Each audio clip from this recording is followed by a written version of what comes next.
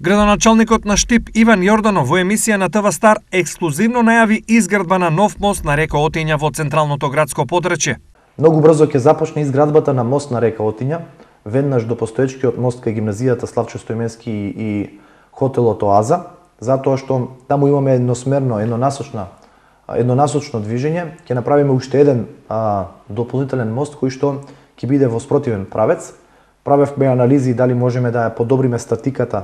Според Јорданов, мост на оваа локација е неопходен, затоа што десната страна на река Отиња е тесно грло во централното градско подрачје, па возачите мора да кружат кај црквата Свети Никола. Цела десна страна на река Отиња се храни од тој мост, доколку е ставен во функција, за да не мора да кружат и дополнително да стварат гужва во сообраќајот во одредени шпицови и текови од денот. Двата дела на Штип преку Отиња досега се поврзуваа со 8, а мостот што се планира ќе биде 9 на река Отиња и сите тие се на должина од 1200 метри.